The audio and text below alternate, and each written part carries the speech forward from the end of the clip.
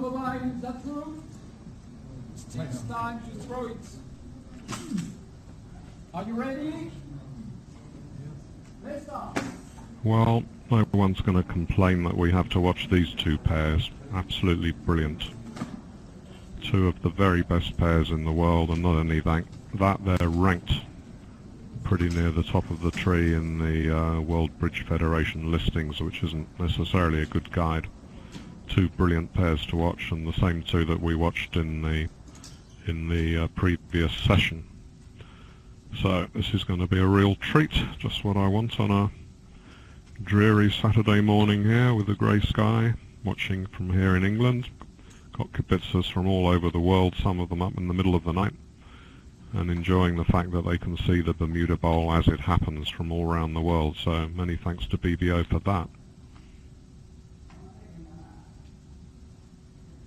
So we've been fortunate to have a couple of expert Bantoon system experts previously, but I don't see Bill at the moment, and I don't see Jay either. Jay is a young US player who plays with Jimmy Kane regularly, and also is an expert on their system.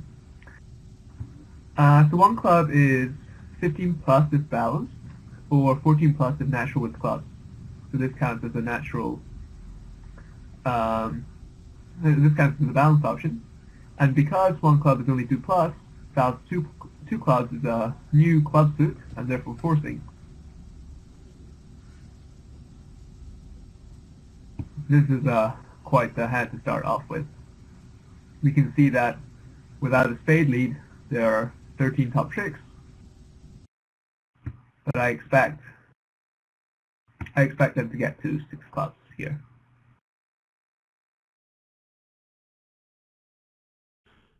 Nearly all European players play the strong no trump, but because Fantoni Nunes open one club through one spade, usually showing 14 plus points, it's absolutely essential that they use the weak no trump to cover a huge backlog of hands waiting there at just lower than that, fairly flat, with 11 to 13 points. So that includes some 5-4-2-2 shapes that most players would open in the 5-card suit. So they've got 5 hearts and 4 diamonds.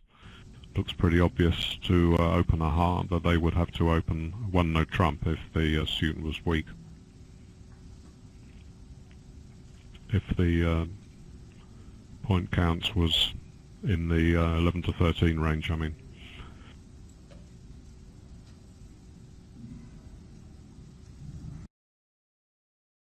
Right, it's important whenever you pick a system that you understand that the gains and losses often come from what you want to focus on and where you want to what's the term? Where you put many meanings into the same bid. For instance, playing a strong no trump, you tend to open one no trump as often as you can, and systemically, North-South will open a weak no trump on many hands, including 4-1-1 hands. And say strong clubbers will distort the one club.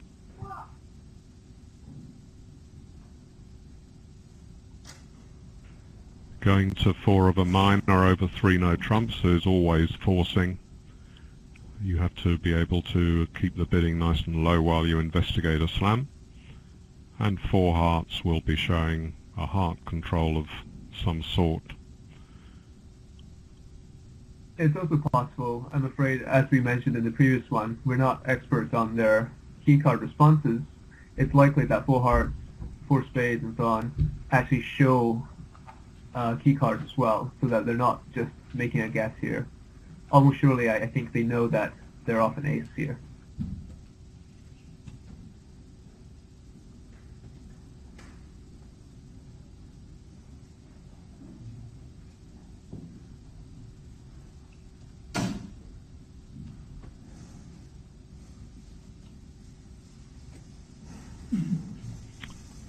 So if the spade is taken, and it has been, you can't get that singleton spade away on the ace-king of hearts, so you have to pick up the diamond suit. Picking up the diamond suit is about a 50% shot. You can try to drop it singleton offside and then take a finesse. No, so it's better than that, isn't it? And the slam is good because you might not get a spade lead.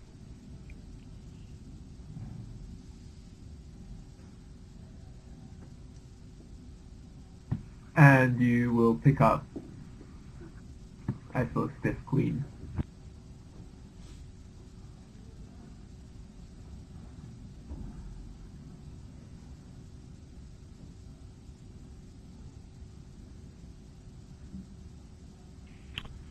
Two diamond breaks about 40%, but by playing off the ace you add in singleton queen, which is 1/4 of the 3-1 breaks, so that brings it up to about 52%. Just looking at the diamond suit in isolation. Of course, you might have had a 4-0 trump break, might have run into some freak rough somewhere. I have a sneaking suspicion that declare is going down here. They're going to pull trumps, and they can play a few hearts to get a count on, a quasi count on the hand, and they're going to see that West is short in hearts. East-West, I think, lead third and low, so they know that East has. Well, I suppose it's possible for them to have 6 spades, but it's likely that East has either 3 or 4 spades, and so that West's most likely distribution. Well, actually, I suppose that makes West's likely distribution to be 5 to 2. Sorry, get confused.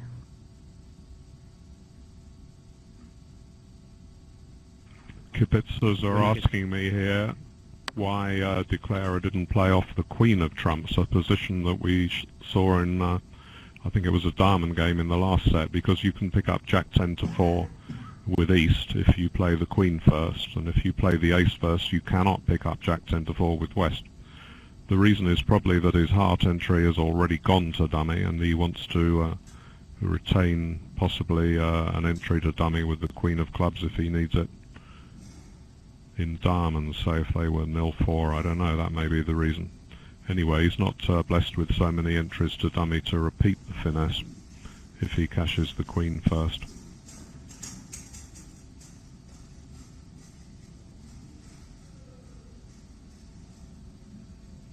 Hi Bill. Hi David, hi Yuan. I just wanted to follow up on Yuan's comments about the diamond guess. I think you'll find out that West has got 2 hearts and 3 clubs, so the question I guess at the point of decision will be whether he is 7-1 in spades and diamonds or 6-2.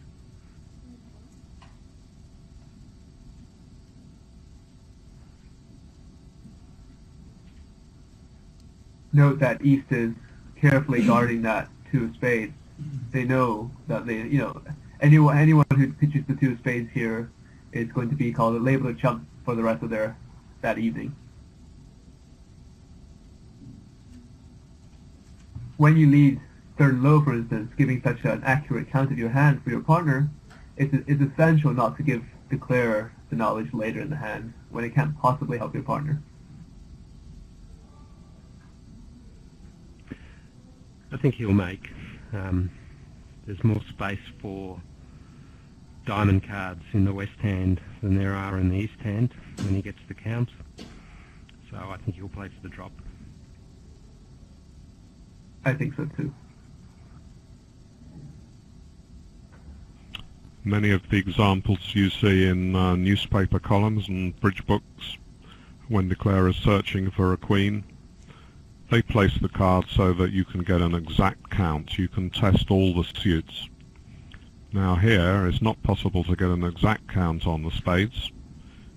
You can get an exact count on the hearts and the clubs, but even when you have a partial count, here you may get an exact count on 2 suits and some sort of idea of how the spades lie from the opening lead. even a partial count can give you an indication as to which way you should take that very close decision with 4 cards missing the queen, either to play for the drop or to finesse. I think East has made an error in the pitch here. He pitched a spade so that when North plays the king jack of hearts and the king of spades, he sees that, aha, the 2 has come out. And unless East is playing a very deep game, making a false lead and then some twists and turns in his mindset, I declare we'll get this right. I think East has to pitch a heart. And on the king of spades, drop the jack.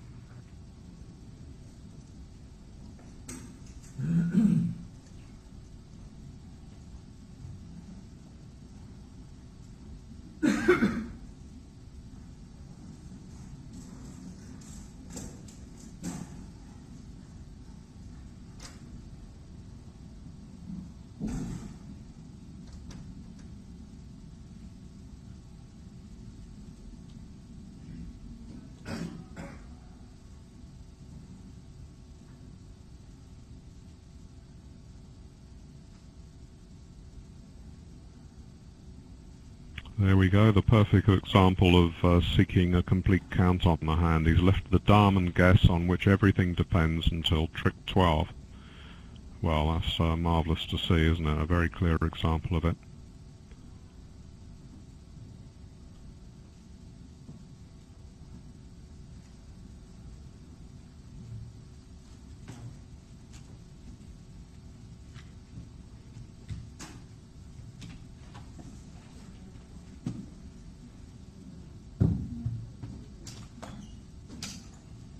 Note that 6 clubs is better than 6 no trumps here, because North has the extra vigorish of roughing the low heart to get a better count on the hand.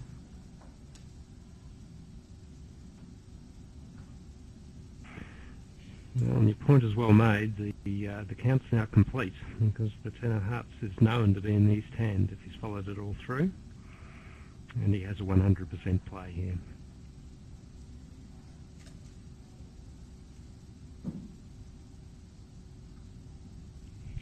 Well,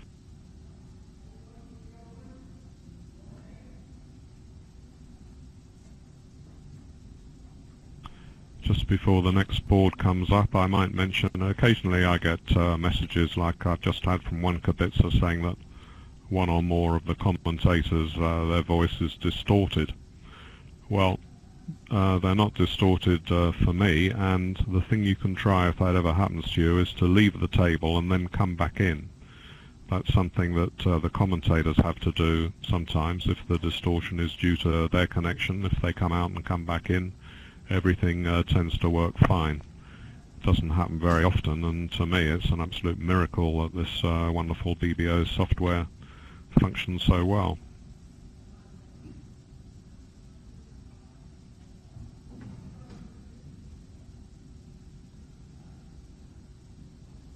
While we wait, I'll make a quick comment on this bidding sequence that I've googled the turbo convention for the benefit of the kibitzers.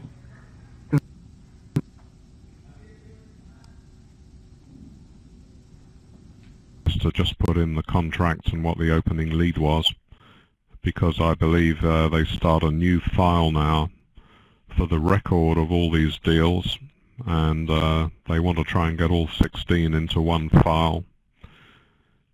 It's very important depository of bridge history, the records for these wonderful major championships.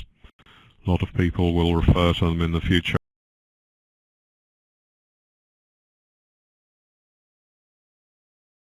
Through these records, searching for hands that they can use, and we'll soon be going again. In 40 or 50 years' time, they might be wondering at the incredibly primitive bidding of the so-called experts of the early 2000s. They won't believe we didn't have 3D video of the players and could somehow look into the brains of the East player automatically to see if he was really using his hesitation time well to go through the possibilities, or just sitting there dithering.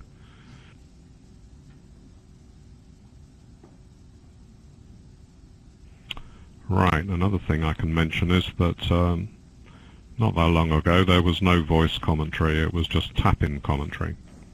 And if you tapped in something really stupid, perhaps you'd lost concentration or something, your silly remark got frozen in stone, saved away in the view graph records, and this person I was just talking about in 40 years' time could look in there and say, my God, who on earth is this David Bird character? Can you imagine that he should make such a stupid comment? And so when the voice commentary came along, okay, if you say something pretty stupid, you can imagine that there are a couple of thousand people laughing at you out there. But at least it's not being preserved in stone like the written commentary. Well, that was the attractive early situation, but now Diana has started recording some of these sessions, putting them up on YouTube. So if any of the three of us make some lapse, even if it's well justified, say that the cat jumped on your lap or your wife came in and asked you if you'd like to have a look at the drain that was leaking or something, then it may be preserved for YouTube. And in fact, the fact that they make these recordings, that's another reason why it's a bit annoying if the session gets broken by a connection failure.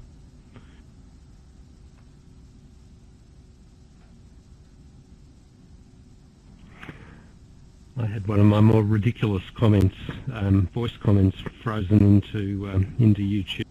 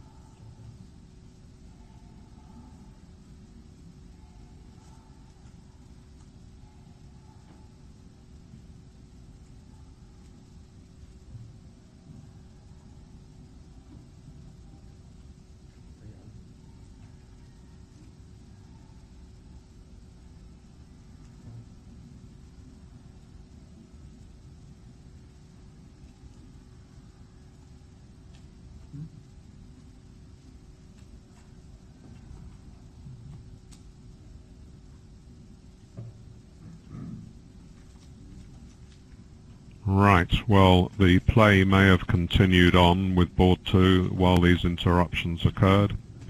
Looks quite possible. Yep, the operator, who's working valiantly to try and get us back on track, has again had to enter just the contract and the opening lead. Can we speak quickly if it was interesting? Possible heart rough. Yep, had to swing King X. I know what happens when I try that.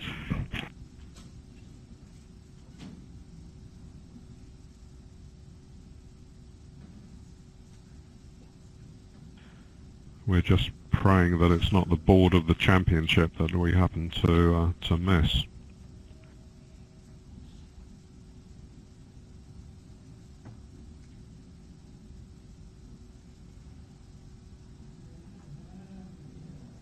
That looked dull.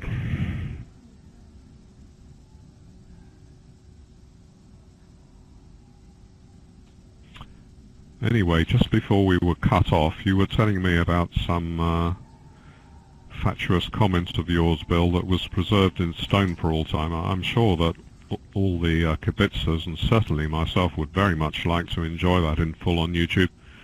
I wonder how long it'll take us to find it. I know your lips will be sealed on the matter. I don't have a URL, but I went into a long discussion of why West should have bid 1 heart rather than 2 hearts, without having noticed that South had already bid 1 spade. So it wasn't my finest moment.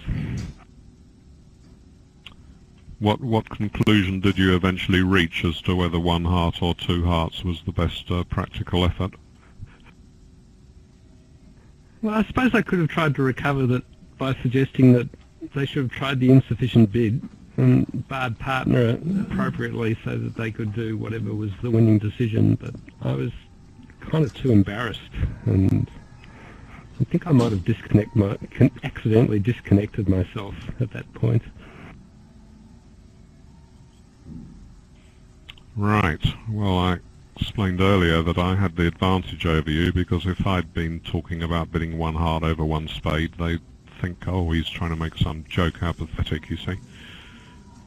So you can always get away with it, making out it was some sort of joke, and most kibitzers will then think, wow, that's a pretty deep joke. I couldn't understand that at all. I bet everyone else is laughing, and it makes them feel a bit foolish instead of the commentator. No, I'm not sure that I've got the skills to carry it off. Maybe you, David, but me, it was such a learned discussion. It was such a great argument I was making. But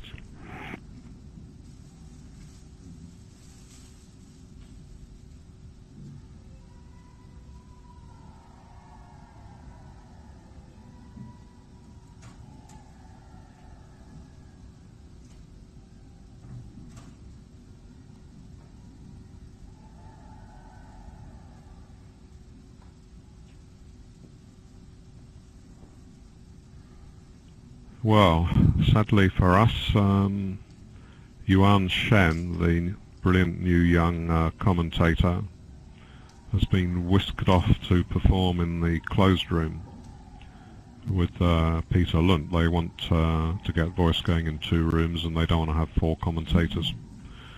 So it'll be me and Bill here.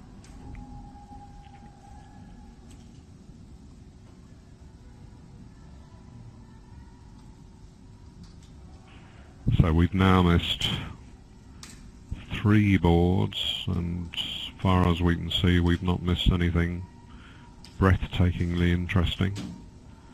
Just hoping they can get back on track. yeah, these look like dull games, even though the King X lead would have worked against in board 2. Really, you either find it or you don't. It's not that interesting.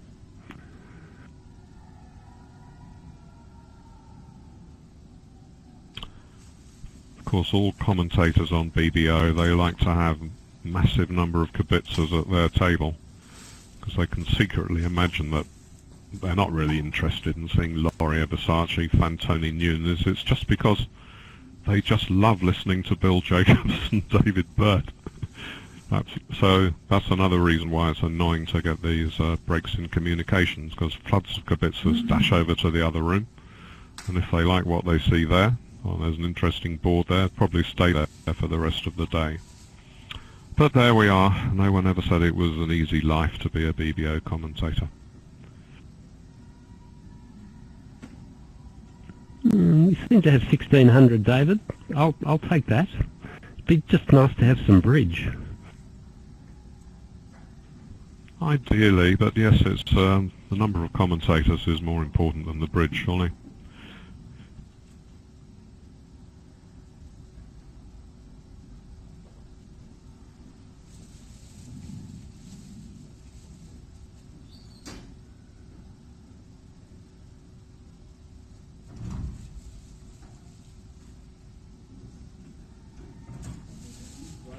Of course, in some amazing future world that we were talking about not that long ago, they might even, well, hard to imagine, of course, but I mean, they might even pay the commentators.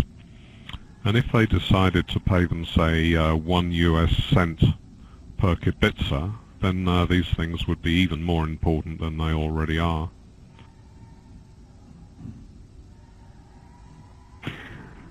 Sort of pay for performance. Yeah. Well, I mean, commentating is very, very rewarding. If you commentate for 2 hours and at the end you look back over it and say, well, that was pretty good. I only made 2 complete howlers, 2 stupid mistakes in 2 hours. I mean, Nobody is going to do much better than that. Makes you feel good for the rest of the day.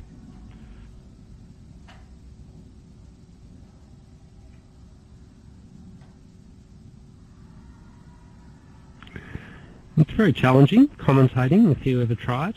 You're trying to listen or read the other commentators' comments, follow the board, work out some statement to make that's not completely stupid. It is quite a challenge, I find. I'm sure everyone knows that we're completely joking about it, and everything we say is as sharp as is conceivable. Just trying to fill the time while they show us these backboards. I mean, we're not watching LIvebridge here by any happy chance, are we? Perhaps we are. There might be. North bid diamonds, so south led the ace of diamonds.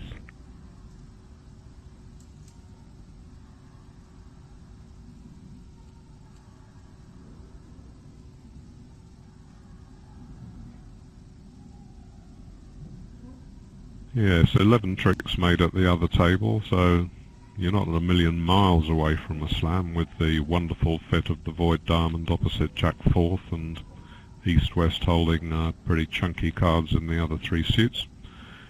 They sometimes refer to that as having a 30-point deck, because you don't mind if you're missing 10 points in diamonds when you can rough that. What you need is a large percentage of the remaining 30 points in the other three suits, and that may allow you to bid and make a slam on less than the normal total.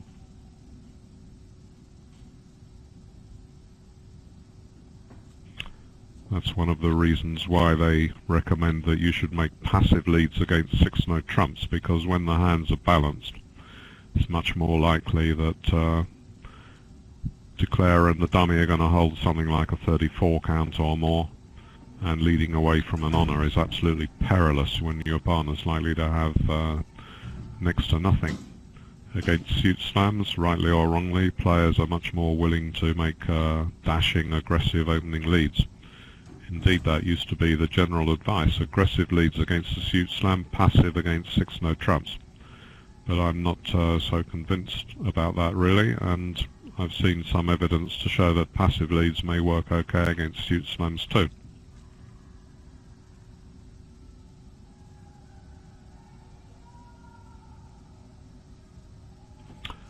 Right, come on, let's just see some bidding on board 5 and then we'll all be happy.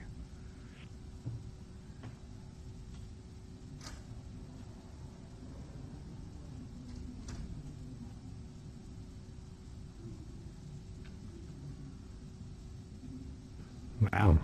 Happy?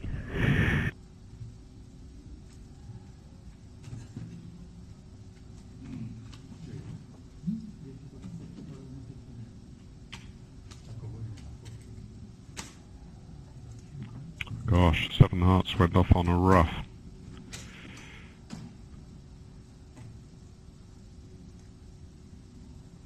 Wow, cruel, cruel.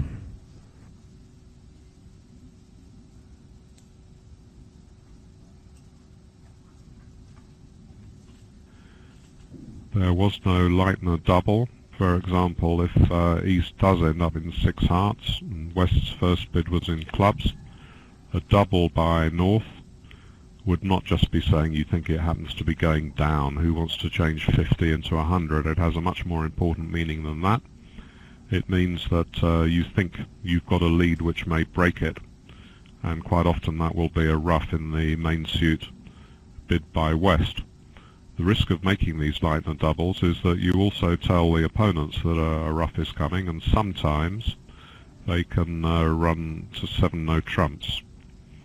Now here they're a long way away from making 7-no trumps, aren't they? 5 hearts, 3 spades is 8, 9, 10, 11, 12. Oh, not a million miles away.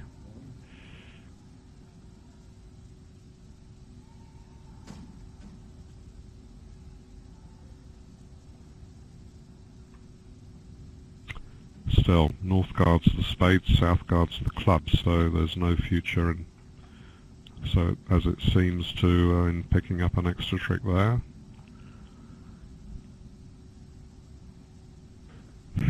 I wonder how they found the club lead, or why they led a club. Looking at the auction in the other room, seemed to pay equal attention to the minors.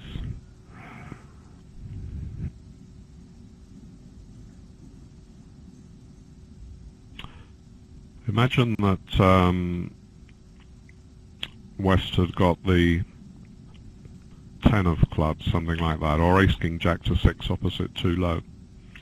If North then made a light and a double, and everyone knew that a club ruff was coming, if they did retreat into 7 no trumps, they could then take a finesse, or maybe even a deep finesse of ace king 10 in dummy, taking advantage of the light and a double to make the contract that they retreat into.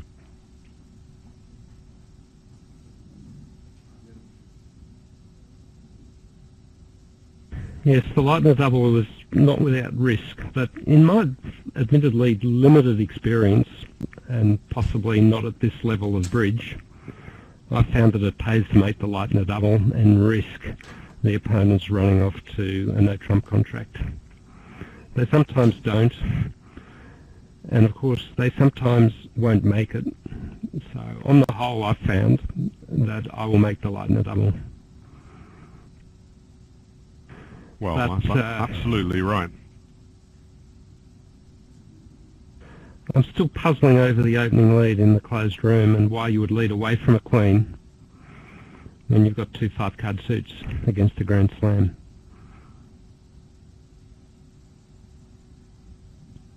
I absolutely agree with you about that it's worth making a light and a double, taking the risk that they'll run.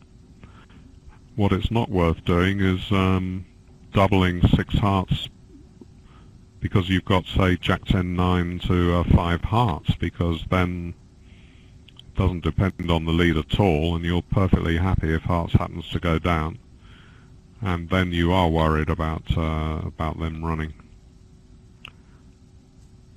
Completely pointless to double slams. Yep, there's a big difference between doubling for the lead and doubling because you've got 2 trump tricks. So that's spot on. Well, this time West has bid clubs, maybe naturally. Could Fantoni risk a light and a double? Because I'm not convinced that Nunes will find a club lead unaided.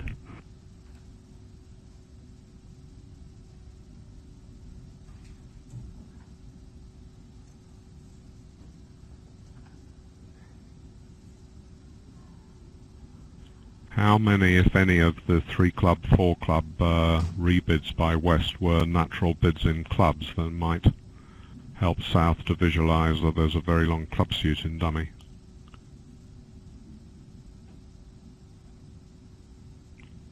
Okay, they're relays, it says in the tap-in commentary.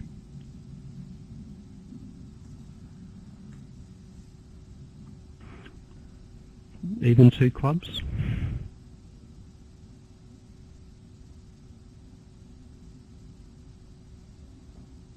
Well, here we have the heart of our discussion. Do you lighten her and risk the 7 no trump bid, which I think 7 no trumps doesn't quite make? I don't think you can do. You discussed this, did you, David? I don't think that they can do anything on the best defence. No, you haven't got any finessing chances in clubs, and the black suits are held by different defenders, so it looks like you can't make it. Yes, he has doubled. Well, we certainly, for the good of the game, didn't want Laurie Versace to make 7 hearts here. The margin would just fly into the stratosphere, and we're only in the 3rd set out of 6.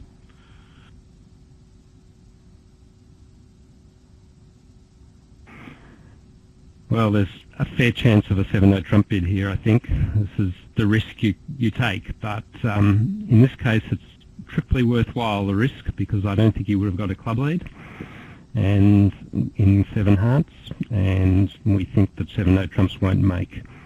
I suspect Fantoni would lead a heart, for example. No, South's on lead. Well, he's going to lead a non-club, that's for sure, if they do run to 7 no trump.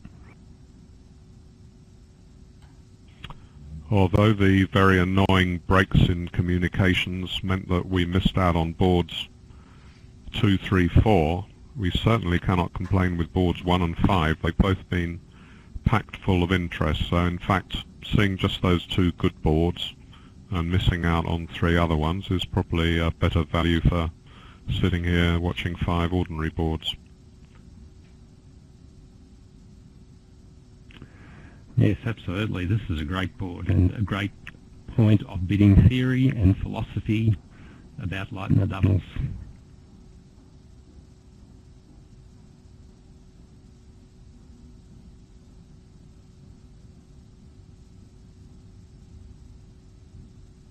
I don't know about you, David, but I play sort of that if it's the first suit, if there's no other inference, if it's the first suit bid by dummy, even if that suit is an artificial bid, that's the suggestion for the Lightner double.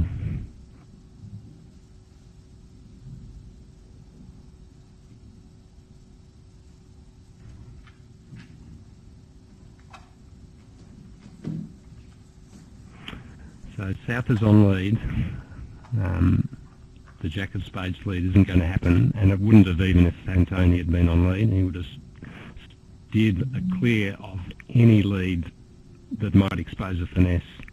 I'm pretty sure that Fantoni as North would have led a heart, so 7 no trumps. And Nunes chooses the spade as his safest lead here.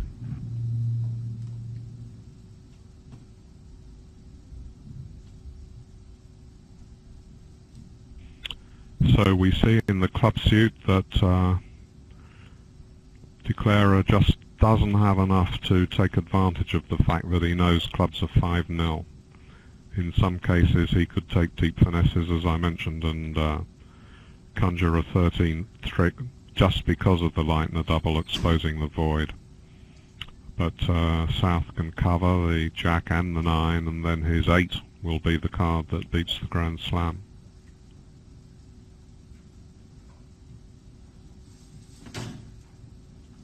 There's nothing for Laurie to work with. He needs to hope that Nunes has the 4 spades. If Nunes had 4 spades, then he would be squeezed as flat as anything on the run of the suits. So actually Laurie thinks he's got a fair chance here, or he will when he sees that the hearts are 4-0.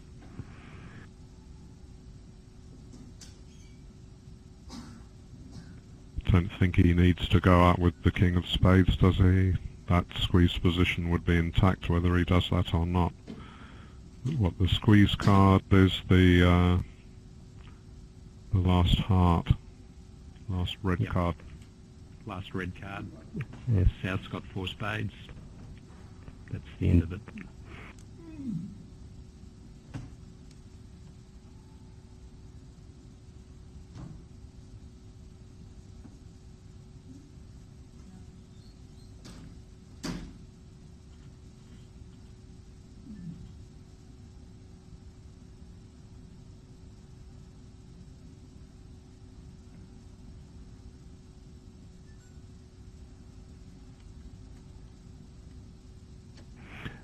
The play would be more interesting if there was a diamond threat card.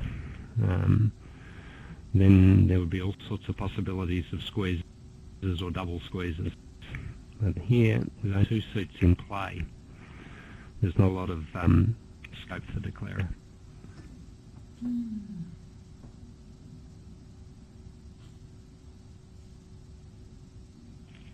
He does have a tiny chance that North spades are Jack 10x and they will fall under the King, Ace and Queen, making the 9 good. Say if South had led this 7 from 7-5, 4-3 or 7-6, 5-3, something like that, they might fall, so he can hope for that.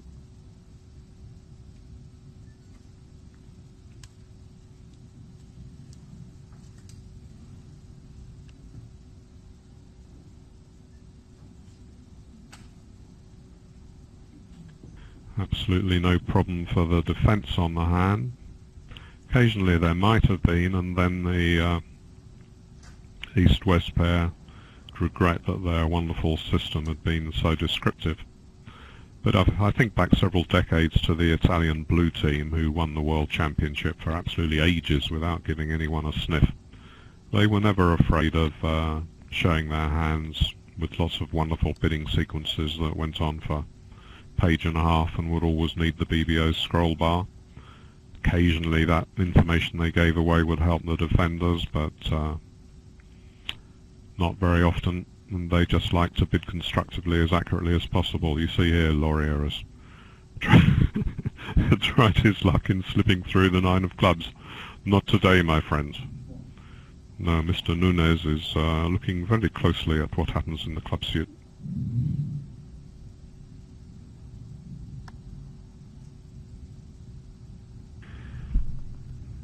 Yeah, North-South will be nervous. They're worried about the diamond threats, but it's all going to come to nothing.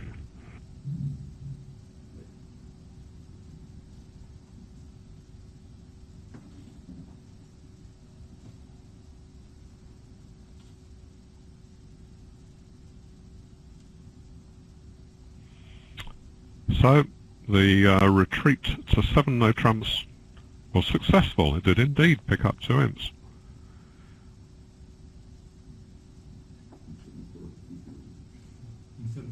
Well, saved the loss of 2 imps.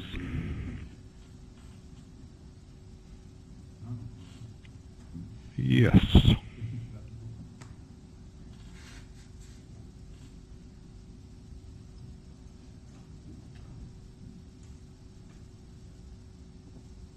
I still marvel at the club lead at the other table. I'd really like to sort of be an ace reporter there and stick a microphone under Madala's nose or whoever it was and say, why did you lead a club? Because I find it difficult to fathom, but well done to him.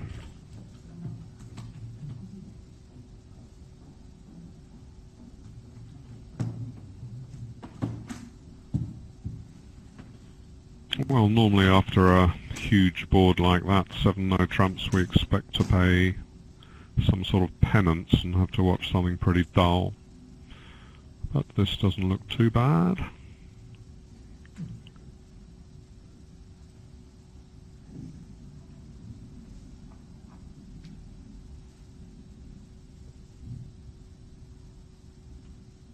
We started off at this table with 3 commentators. Bill and me and the new young kid on the block, Yuan Shen, who's done very well. No one had heard of him as a commentator before now, but he immediately spotted as being a good talent.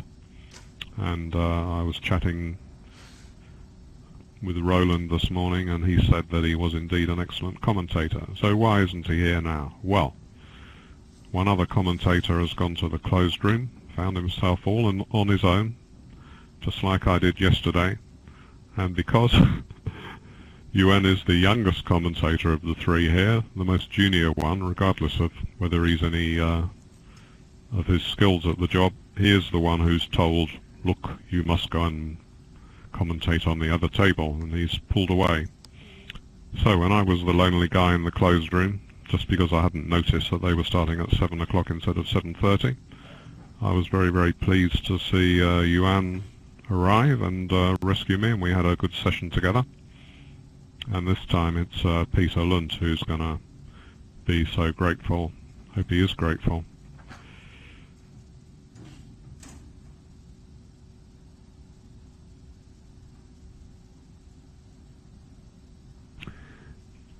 This, I think, is a Gazilli auction. I think this is one of the more tricky Gazilli auctions, and I suspect South has invited in some way.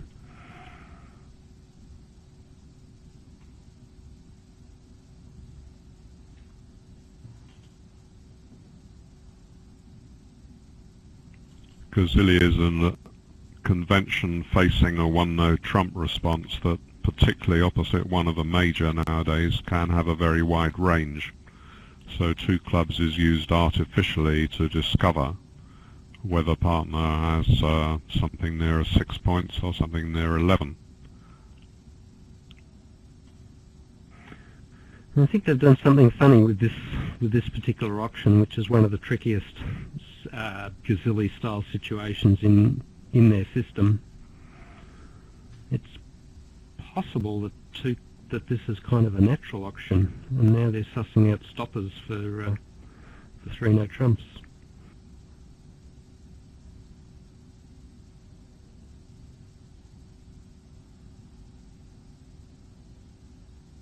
Yeah, We've I'm not always convinced been that 2 clubs is gazilli. Sorry. Because if 2 clubs is gazilli, then 2 diamonds is not the next bid by North. Well, the tap-in commentators are saying that it is gazilli, even if the responses may be different. I don't think he would risk just bidding a natural 2 clubs on that point count, would he? I mean, he could have raised the no trumps instead. I was also going to say that. One no trump is 0 to 9. Just remember, he could be facing a Yabra. Ah, sorry. Yes, I had forgotten that. Thanks.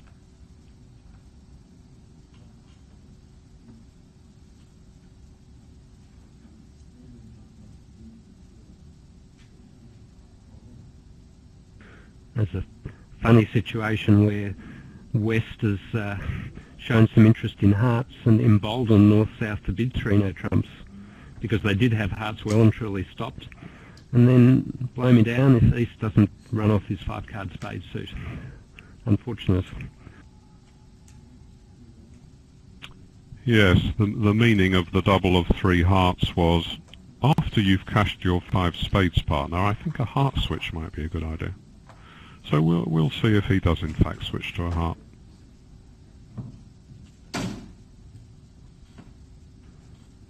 I really sympathise with North-South here. I think without that double, they might have not bid 3 no trumps through lack of a spade stopper. I mean, I could be wrong here because I don't totally understand their auction. But after the double of 3 hearts, I can entirely see why they tried 3 no trumps. Yes, we can see that it's not just a question of finding spades 4-4 or avoiding a spade lead, because you've only got 8 tricks with 4 clubs and a couple of ace-kings in the red suits. Yeah. Well, it's just one of those hands. If somebody had had the jack of spades rather than the 10, they would have had the game. And they did have 25 points, so they had the points, but they didn't have the layout that they wanted between their own hands.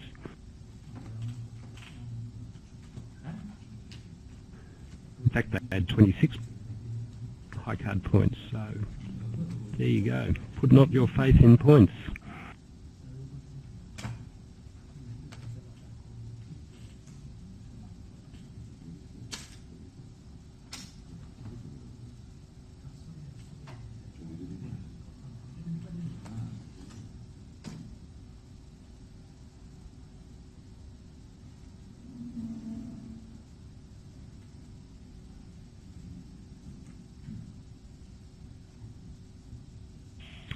Can you shed any light on the auction in the closed room, Bill, that allowed them to stop in 4 diamonds on board 6?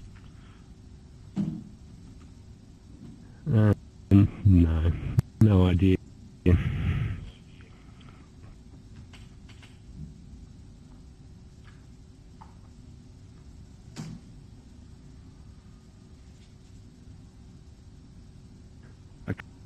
Can't get to first base. I don't know what the 2 club opening meant. No, I see. Well, it may have just been their bid on that balanced point count, and 2 spades would have some artificial meaning.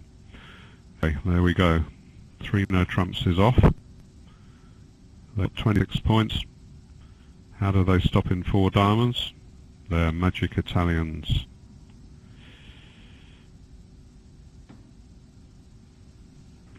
Absolutely. They are bidding and playing the spots off the cards today. Fantastic to watch.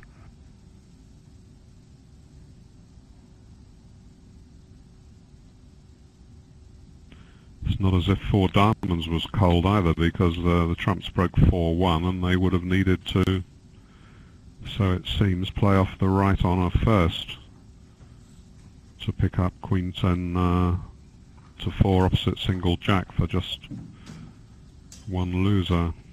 Ace king of spades off the top. And they duly did that, I guess guided a little bit by the auction where East had shown some length in spades. So, try to gain imps against a pair playing in that sort of level.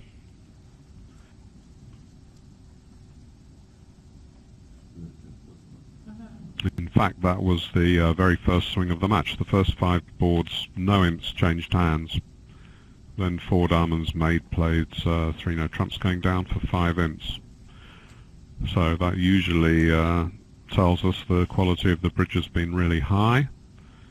And it was in a way in boards 1 and 5, but I think 2, 3, 4 were absolutely automatic run-of-the-mill games with no chance of getting too high or not bidding game or going off.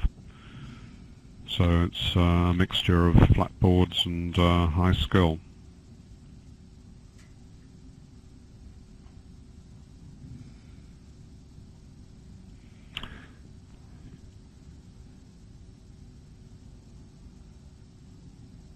I'm told that 2 clubs did show 18 to 19 balance, which is the same sort of hand that we've already discussed, similar to the Mexican 2 diamonds, showing something like that, or 18 to 20.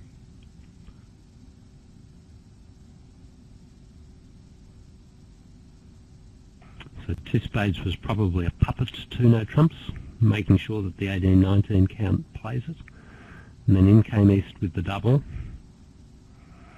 And that double, as unlike at our table, steered north-south well. So they stayed out of no trumps. North made every attempt to get South to bid 3 no trumps with a stopper, but South refused to do so.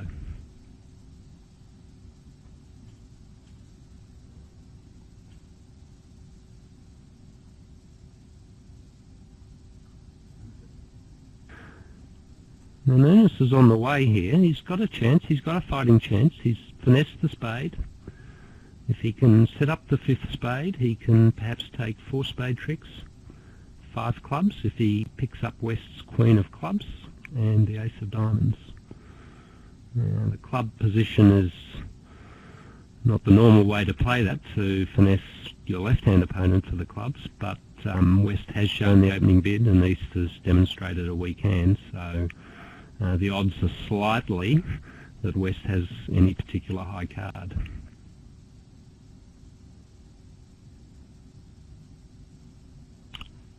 North followed the standard way of bidding that sort of hand now. Even with quite a good hand, say a point or 2 more than he's actually got, you can begin with a spade, and if the opponents stop low, even if your partner is not admitting to any values, you can reopen with a takeout double. That's what he's done, even though it's a little bit awkward because of the preemptive bid by East. So we take all these 3 hard bids on a load of rubbish with 4 card support as automatic, and indeed they are at this level, but they're not automatic in a club game, and maybe they should be, because taking away a whole level of bidding on a weak hand when you've got a good trump fit is good bidding, even if on this particular hand it might have cost you a bit. Not very much, is it? What are they off the top? They've got 5 tricks off the top. The Ace of diamonds is on side.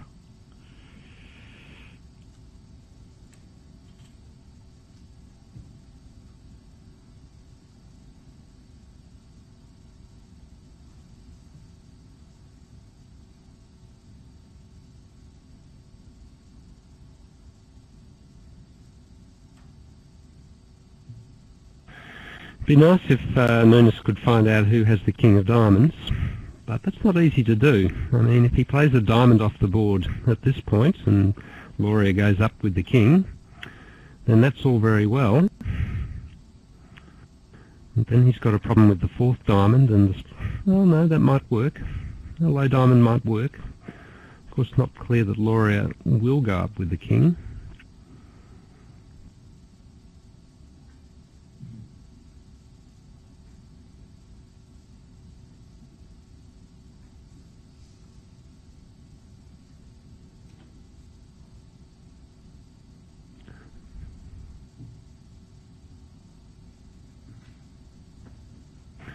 The big problem with the diamond play here is that it makes it difficult to set up the fifth spade.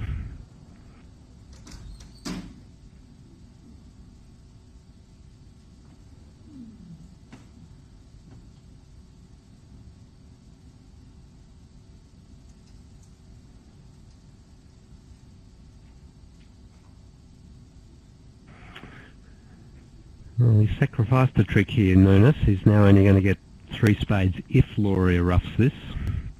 But now we're into little psychological games where Loria might decide not to rough it to make it look like he's got the Queen of Trumps.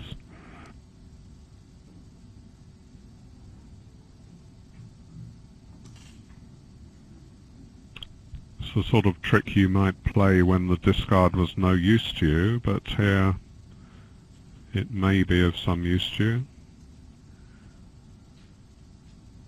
Yeah, he sacrificed a spade trick here, and he knows that he might be doing that, but he's made so many problems on this hand in both diamonds and clubs, and he felt that it was the right way to go about it. I guess he knew what the spade situation was, because West had led the 8, his third best card, followed with the 3, and was known to hold the Queen, wouldn't have led the 8 from Queen 8-3. So he knows East would rough, but everyone knows that, and Loria may be saying to himself, why does he want me to rough this?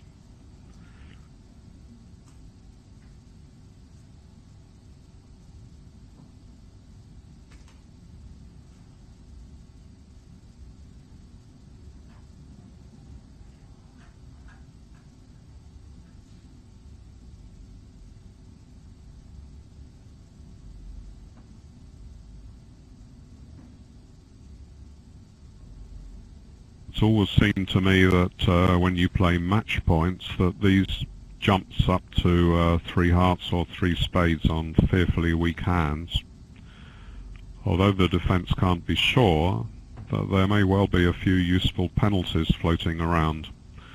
Even if it goes only 1 down at match points, you're scoring 200 when you don't have a game on.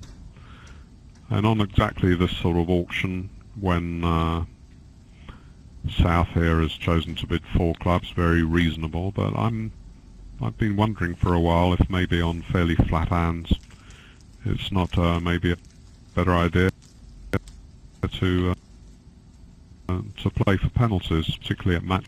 Going for 4 clubs is no certainty. I think the same argument could apply to North. I mean, North had looks like 4 tricks or 4 probable tricks against 3 hearts. Maybe it wasn't a great idea to make another bid. It seemed pretty normal to do so. You were mentioning before that it was uncomfortable up at the level of 3 hearts. I think North could have considered passing 3 hearts, taking 100 without breathing hard. Part of it depends on how many points he reckons his partner's going to hold, and in the protective position, which he is when 3 hearts runs back, say that 2 hearts would run back to him. Well, the opponents are making no effort whatever to find a game if it goes a heart, a spade, 2 hearts, pass, so he can reasonably place his partner with a reasonable number of points, and he will then assess what the chances are going to be in whatever contract they reach, being entirely 100% to reopen against 2 hearts. Against 3 hearts, well, he still knows his partner's going to have something, because West on certain hands might have gone to game, but he doesn't really know, and there's a lot to be said for Bill's suggestion that maybe it will be better to defend. South would strain to raise the spades on a pretty weak hand if he had spade support, so he may well hold a doubleton. You might even get a rough. It's not that likely that they would break 3-3, but that would still give you 4 tricks in your hand and the whole of partner's hand to come, so could very well be right. That's interesting, Bill's suggestion there, that to pass out 3 hearts was better.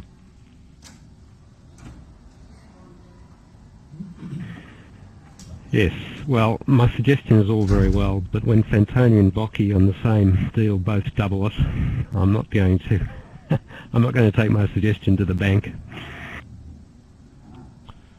Well, I think you have to take the majority vote. You look at the Holy Trinity, Fantoni, Bocchi and Jacobs, and if they vote 2-1, well, I don't know, maybe you have to go with the majority.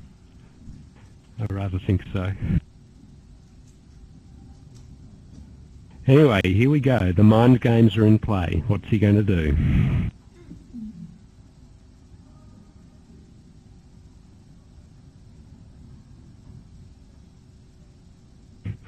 Well done by Loria. If he'd roughed the third spade, it's a whole different kettle of fish. The declarer will probably pick up the clubs, but he will also need to guess the diamonds to make it.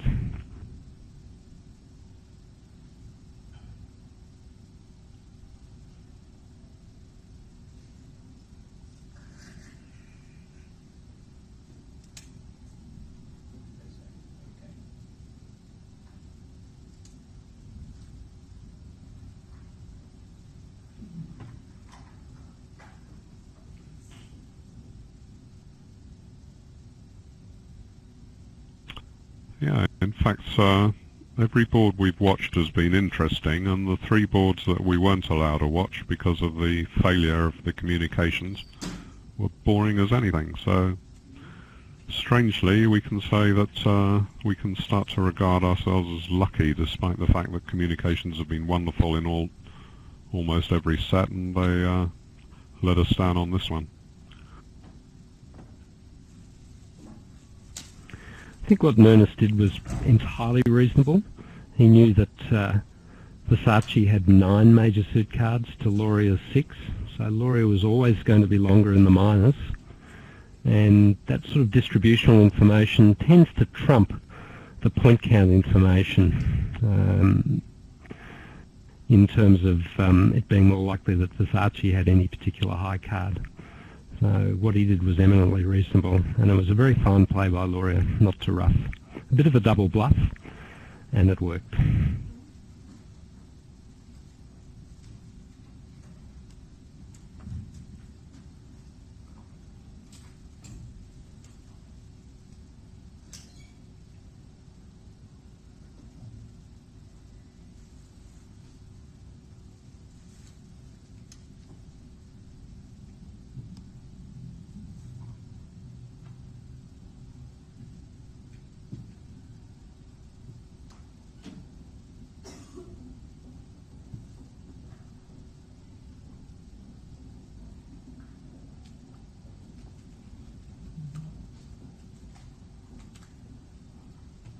Still seems to me that 60 imps, however that's arisen, is such an amazing margin at this early stage.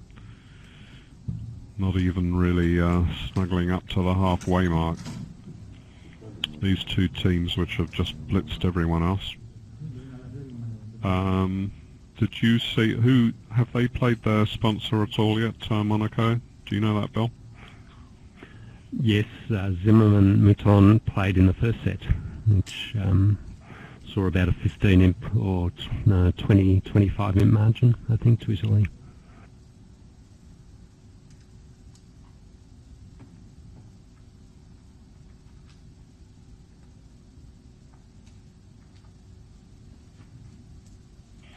Well, we've got such an incredible number of spectators now. I'm sure there's some of them who don't know the history of this Monaco team.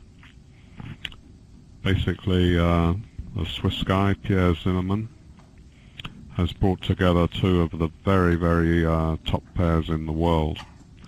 Fantoni Nunes of Italy and Helgamo Helnes of Norway. He himself is playing with Moulton of France. And you're not allowed to have multinational teams in the Bermuda Bowl. So, not only did he have to hand each of them a pretty enormous check of some sort, I'm sure he doesn't pay in cash, he also had to arrange that they all move to Monaco and eventually qualified through residence there, so many months a year no doubt, to represent Monaco. So some people say, oh, that's a good idea, and other people don't like it too much. But basically, they've had a number of fair results around the world. Number not so good, but when it came to the big one, the target of the whole exercise, the Bermuda Bowl, they have come good, and here they are in the final.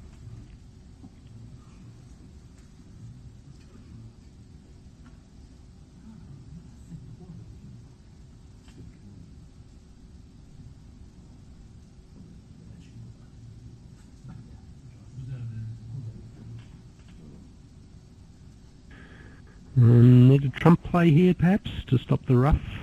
I think Laurie will probably find it.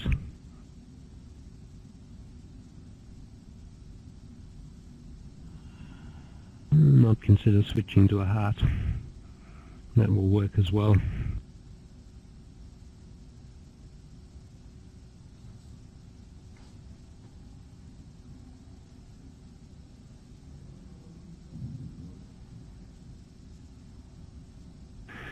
Versace, if Fantoni plays low, Versace will be well advised to stick in the 9.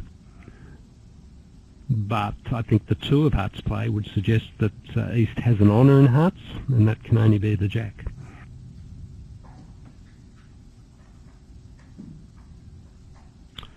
When the Queen of Clubs ran to the ace, Laurier could be inclined to think that Declarer held the king when the Queen wasn't covered, in other words. And if he's got a king plus some sort of sound spade suit, the odds become huge that West is going to have something good in hearts. In any case, they've got to find quite a lot of tricks to think of beating 2 spades, so the least they would need would be something like 3 heart tricks.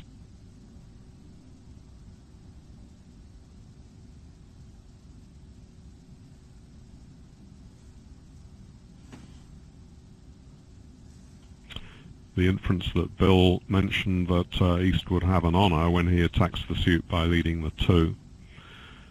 This is such an important point on many hands, and is the reason why I've always not fully understood the idea of leading low from, say, 3 small at trick 1, which is more or less standard in the US, not so much in Europe, and certainly not in the UK, where they tend to lead second best from bad suits. It's a question of whether you think it more important to indicate your strength in a suit with the lead, or your count. But I think, do you think, Bill, that US players would be leading the 2 from 3 low in this situation when West may have to guess which card to play? Yeah, I think it's more a mantra for the opening lead, and I would imagine that it's pretty standard across the world to lead low here to indicate that you've got something in the suit. But I agree with what you said, and I think you're probably right that a North American style is to start with low from 3 small, and I'm not that keen on it myself. I'm an old-fashioned mudder. I'll lead mud from 3 small. I remember watching a hand in the European Championship in a women's match where Declarer had Ace-Jack 10 of diamonds, King-Queen sitting over them. When East got in, she switched to the 2 of diamonds, and that went to the Jack and Queen, and West continued with the suit and gave away the contract. And that was, of course, because West didn't know on this lead of the 2 whether the partner wanted the suit continued or not. If you play the method that says that a low spot will show an honour, then lead something like the 8 through when you're just trying to promote partners cards. Pretty obvious for West to win, and just play passively some other suit, and that would have beaten the contract.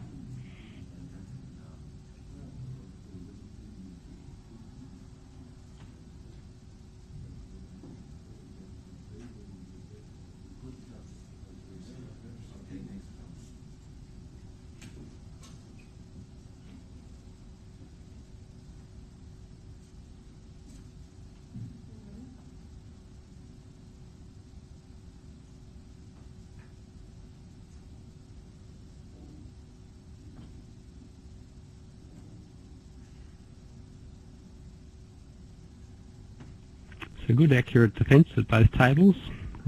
Slightly different defences, but the same effect.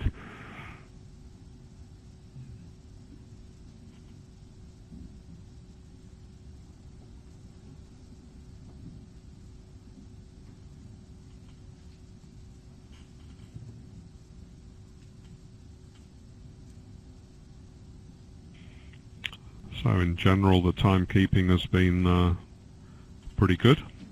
It's been very good, in fact, because often we watch big tournaments, particularly the NABC big games in the States, and the players there just feel, it often seems to me, they can spend as long as they like, and the tournament directors don't tend to impose any fines.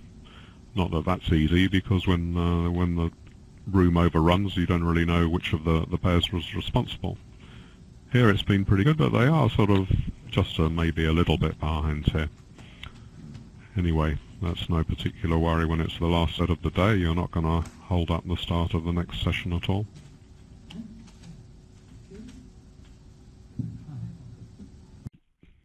No doubt the double shows hearts, following the usual scheme that people play after an overcall of using transfers by the responding hand.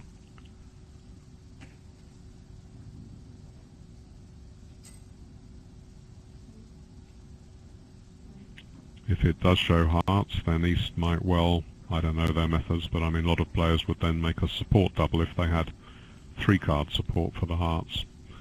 And in that case the pass would deny as many as 3 hearts.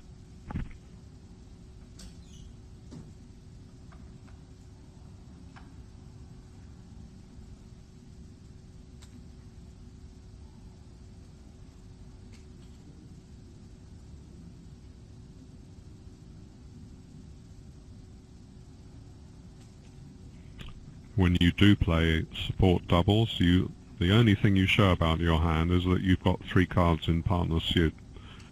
Partner is completely in the dark as to your strength, and he will generally carry on bidding on the assumption that your minimum, and should you have extra values, you might have a 19 count for all partner knows, you then take up the slack on the next round to show your extra strength.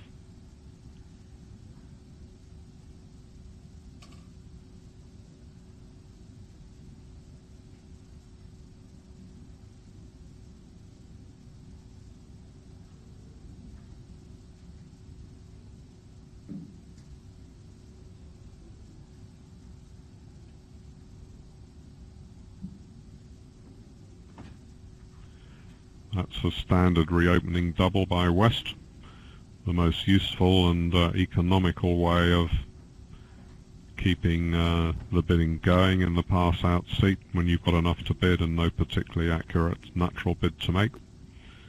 And East was then a little bit stuck. He had good stoppers in diamonds, nothing in spades, but that seems like an excellent decision to bid 1 no trump, just to give the general nature of his hand to partner, and allowed West then to sign off in 2 hearts. So on the last few boards we've seen some very nice bidding of the quality which we would expect at this level.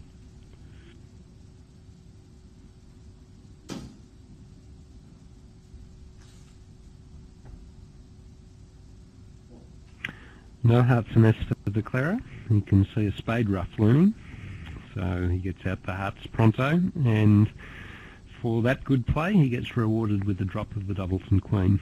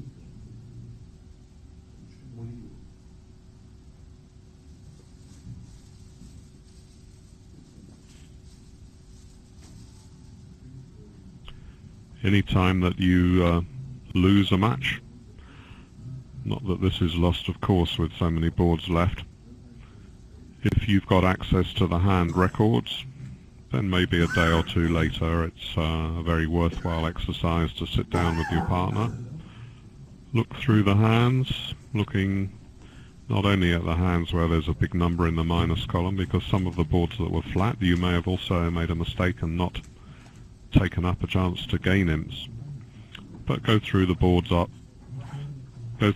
afterwards and look to see what lessons you can learn from the loss. You'd rather have won the game, but nevertheless maybe you can gain some advantage from having played against strong opponents and seen how they managed to do better than you at the other table. Here, I imagine this was a fairly short match and Monaco were just going to lose by 60 imps. Well, what can one say? You know, you've got to look at the record and think, we've lost 60 imps, the best pairs in the world, how can that have happened? You're not likely to find any crushing errors, and yet still they've managed to do 60 imps better than you. Nasty situation to be in.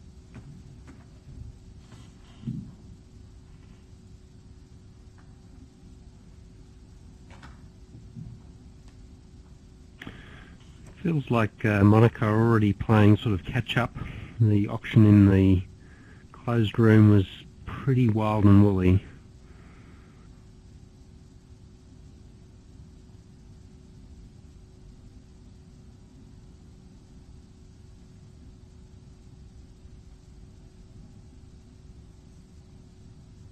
Gosh, they've played an awful lot of boards at the other table, so in terms of time it's this room that's playing catch up. Yes.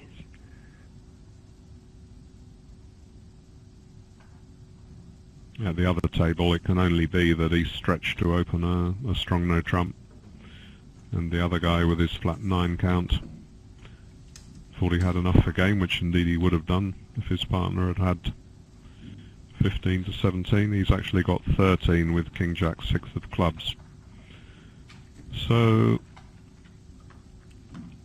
yeah, even if the spades are 4-4, they can just lead one, give up a trick to the king on, this is on board 10, and oh, that's this board, yes, lead a spade, and then they've got 2 aces to come with 3 spades. But of course you might have got a heart lead if spades were 5-3 and the guy with 5 spades didn't have enough to overcall. Might have got a heart lead, had time to set up the clubs. Then conceivably with the ace of spades on side you might sneak home.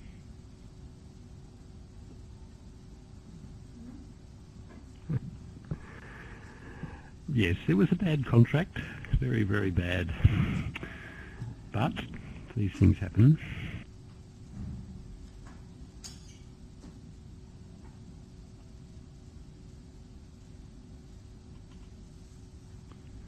But it felt like wild bidding to me. I think they started the set 55 imps down or so.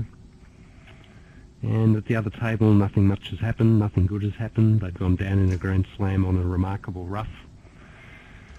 I don't blame them for trying to be a little bit off-centre in the bidding at this point.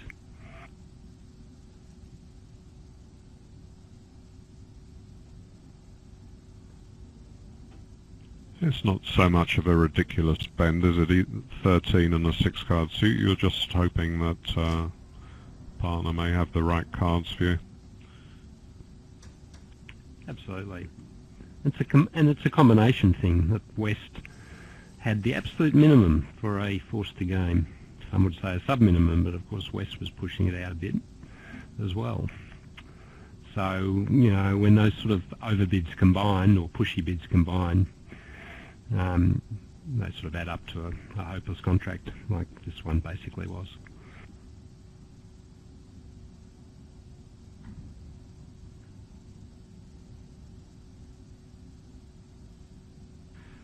Certainly with 48 boards to play tomorrow, you wouldn't expect teams to start going mad trying to catch up points before half time. I don't think that would be a good idea at all.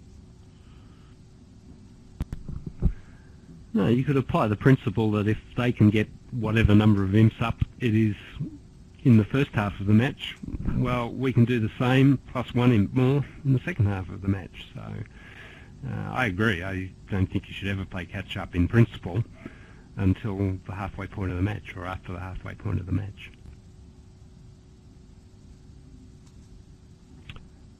In fact, when England played Monaco in the quarter-final of the Bermuda Bowl, England had the most horrible start imaginable, and after 6 boards they were losing 0-51. But by the end of the second set they were in the lead, even playing mighty Monaco. So it just shows that you can gain points against one of the best teams in the world. Doesn't happen very often, but occasionally combination of luck, good judgment, whatever skill you've got will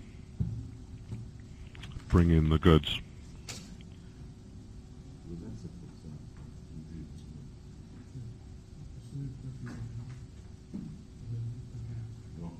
Obviously this is some sort of special Italian special where East is described, I guess, 5-4 in the majors.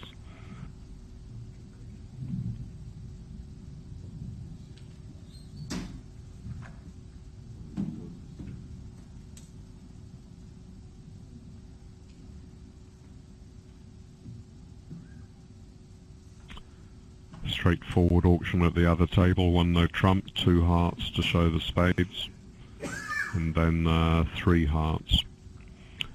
And it's pretty important that your partner should know when you show the second major whether you've got 4 cards or 5 cards in the suit.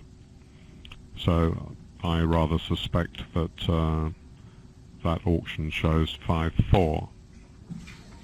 With 5-4 in the majors, all the Americans start with 2 clubs, and then they can, if they don't hit a 4-card fit, they jump to 3 of the 4-card suit to make sure that the contract's played the right way around. If the opener can eventually play in 4 of the other major. Yes, the Smolden convention.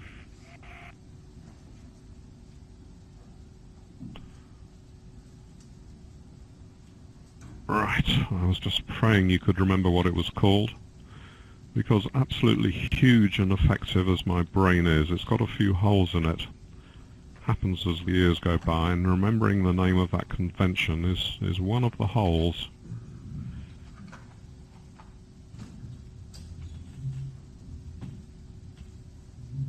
Sorry, I'm back. I couldn't help but add a comment when you are talking about Smolin. There's a famous story from the early days when Smolin was actually playing, and the opponents had recently learned about this convention. But there was some competitive bidding after a 1-0 trump opening, and they decided to try Smolin at the 6th, or was it the 7 level? Probably, they did 6 spades at one point, corrected to 7 hearts, down 1. And Smolin personally reached over and said, "I forbid you from playing this convention."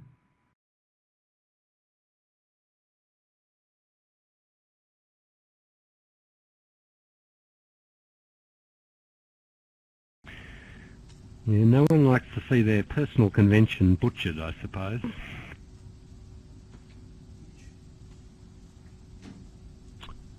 Well, I remember hearing that there are at least 2 big conventions out where the guy who invented it doesn't actually play it anymore. Goes without saying, if I can't remember the name Smolin, I can't remember which conventions that applied to. I think Marty Bergen has renounced Bergen raises. There you go. I had a feeling that Mike Cappelletti is not too keen on the Cappelletti defence to 1 no trump anymore. I could be wrong about that. Peter Lunt said that the invention of the Ekron convention, which I think is some form of 2 over major that shows a major minor 2 suitor, that guy doesn't play it anymore. Of course, in many cases the inventor doesn't play it anymore for the very good reason that he's pushing up the daisies.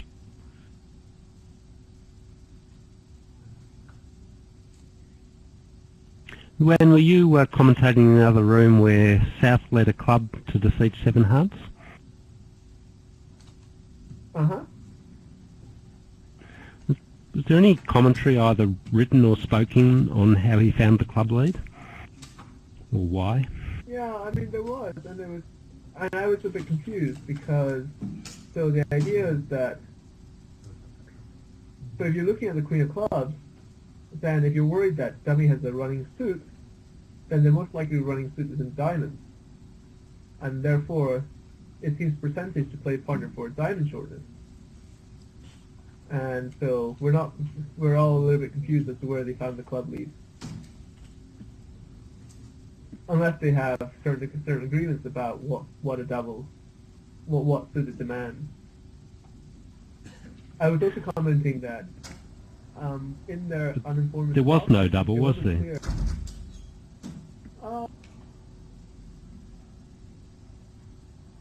Right, there was no double.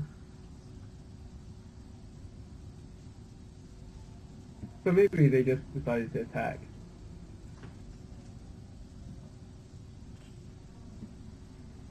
In the But against the grain. England ladies match, that's very close. West had asked for second round control in clubs, and therefore, after the double, it was very clear that partner had a club voice, and therefore running there was clear. My thought was that in the last informative sequence that they got doubled, East is in quite a good position just to redouble and say, well, you're non-vulnerable, you're trading -100 for -200 if it fails, but you're going to pick up a huge score if you make it. The USA did make 7 hearts doubles, not redoubled sadly. And you're really not sure that 7 no trumps is making, because you don't hold the Queen of Clubs. Or a diamond honor. Oh, you have the ace of them. Because you have the diamond ace, you know that partner's source of tricks. Well, I suppose they could have a long diamond suit. But to me, it wasn't clear that you should be running.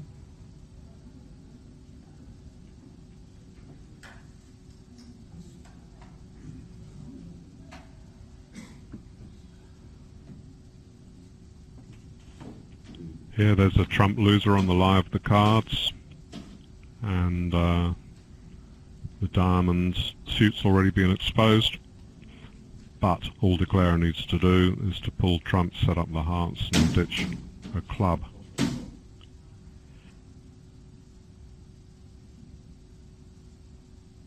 Now, a tremendous match so far. Just that the end score is barely more than the border match. It's being 10-0 and the border match being 2-0. Oh wait, they count half points, right? So that the border match score is in total points is higher than the in score.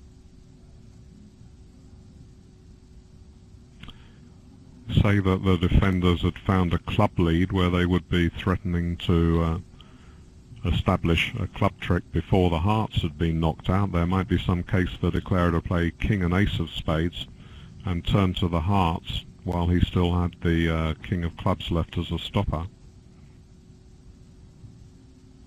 I think you're totally right, David. Unless you suspect something foul is going on in the trump suit, in which case you're probably going down. I think you're right.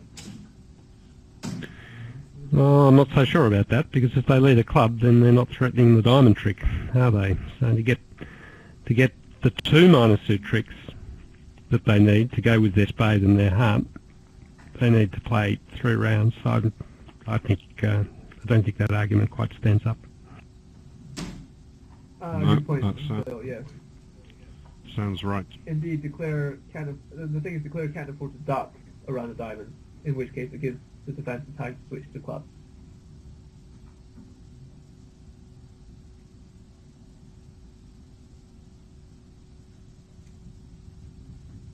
Well, this looks spicy. Let's see.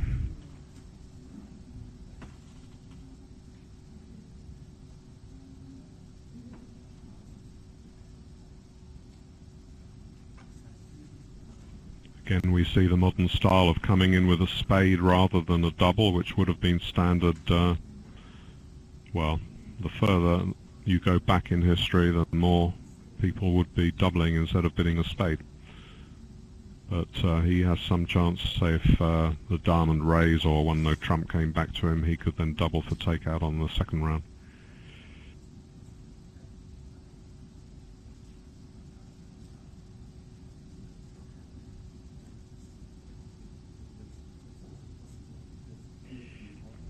Wow, it's a pretty interesting one.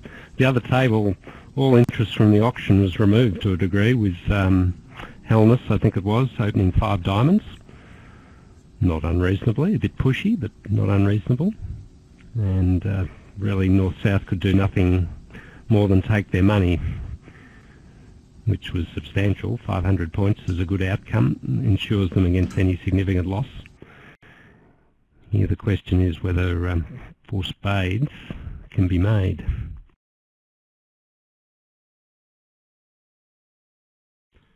The fact that there's a delay shows that the north hand does not fit exactly into any category of raise which is available to north, and nowadays he's likely to have at least 4 bids to indicate what sort of raise he has. He can show mixed raises, 3-card raises, 4-card raises, Q-bid just to show a lot of people play that 2 diamonds would show a 3-card raise and 2 no trumps would show a 4-card raise. Obviously they're not playing that.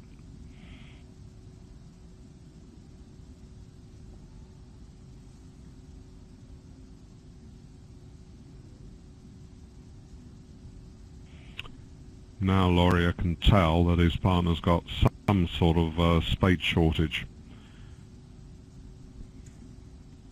because North has shown a good spade raise.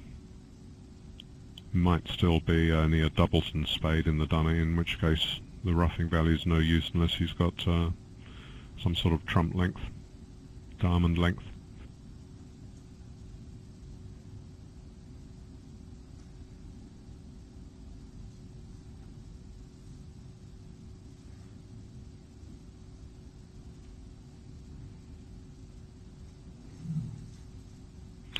Well, I think that 4 diamond bid is exactly right. He is vulnerable. Why does he want to fly into 5 diamonds when his partner's shown a heart suit? I think that's what the double showed, not both the other suits. He's got a void in partner's suit. Going up to 5 diamonds now doesn't seem like a good bid to me. You may just be handing them an easy 500 or so on a plate, whereas 4 diamonds allows your partner to perhaps decide what to do.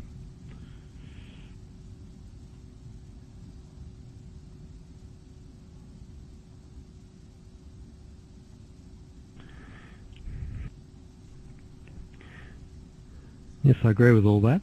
But I think 4 spades will make. It's one of these other tricky hands where you're trying to suss out the queen of spades. Possibly declarer doesn't actually even have to. Not sure what this double is of 4 diamonds. It looks a bit tortuous to me.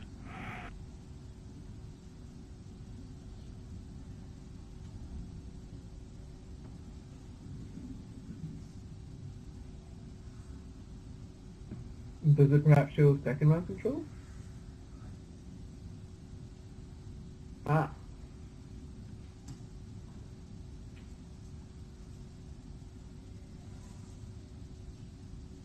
Oh, David, look what he's done to you. Well, no, I mean the fact that North has bid 4 spades when presumably the double of 4 diamonds was showing that he only had 5 spades and a lot of some extra points. That's suggesting to East that his partner will not have more than 1 spade, and that he might possibly be able to get a spade ruff in dummy. Not actually the case.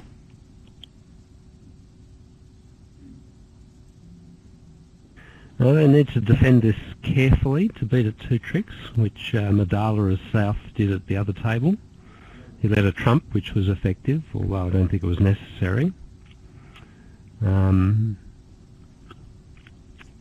This is a situation where South would like to know the count on the club suit. So it's not totally automatic to get all your tricks against 5 diamonds doubled. a club and 3 spades effectively. And it's quite tricky.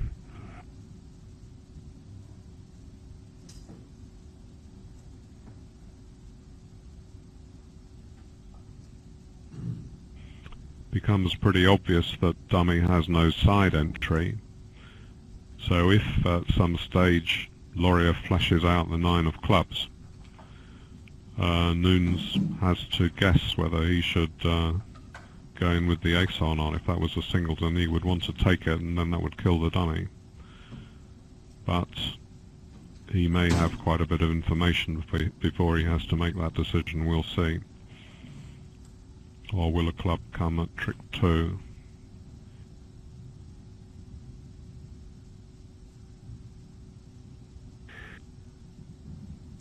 And those can get this whole hand right by dashing up with the ace of clubs and playing a spade, which is what Madala did, picking his partner for the ace of spades. He doesn't have to hold it up as long as he grabs his tricks immediately and doesn't try to cash the heart. I think they'll beat this 2 tricks.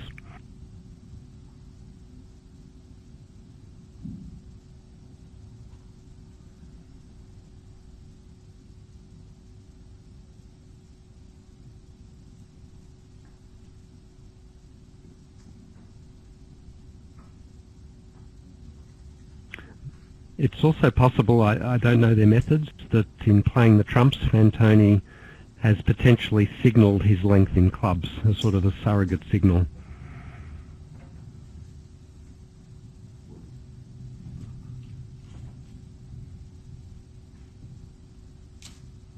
Yep, here comes the 9, trying to make it look like a singleton.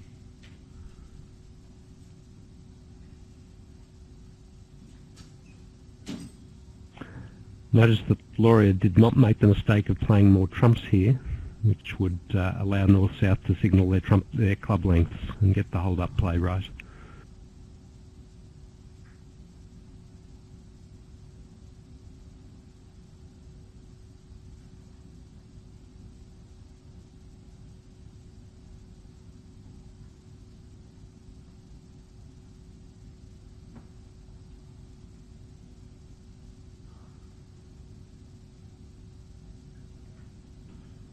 So the defence that Bill mentioned and the one found at the other table does indeed. Ooh, wow, he's played the 10.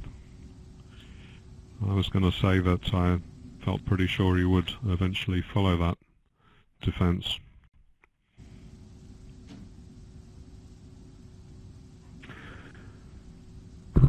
Yeah, there's a number of possibilities. Fantoni covered the first diamond with went 6, 7, 9. He kind of had to cover it to stop an entry to dummy. He doesn't really want to let the declare into dummy for no good reason. But then he played the 3 and then the 2 of diamonds. You know, that could be a subtle suit preference signal saying he likes a high suit, in this case spades.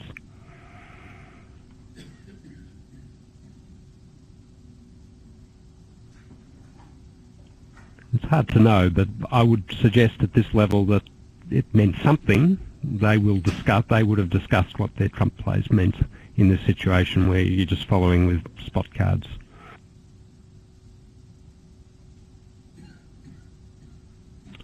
You see, the risk from South point of view is that East has the ace of spades, and that if he rushes in, discards may come of declare as 2 spade losers.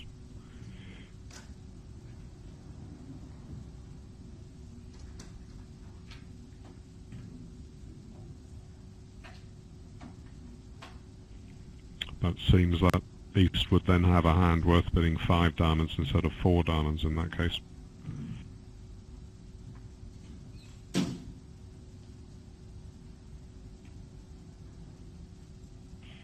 And that wouldn't leave very much for North's 2 diamond bid either, so cards are pretty well known.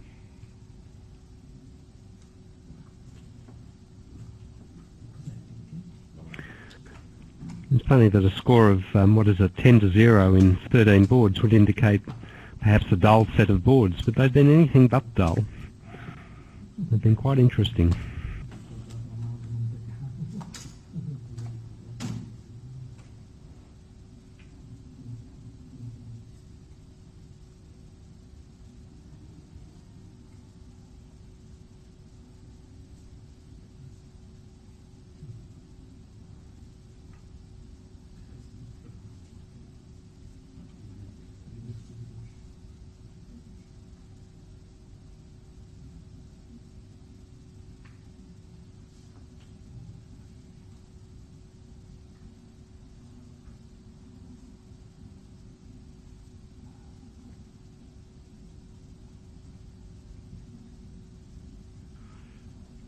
Most Americans will play Michaels to show that sort of two-suitor. Cupid of 2 hearts. A lot of Europeans prefer Guest Dam. I dare say Fantoni Nunes play something I've not even heard of.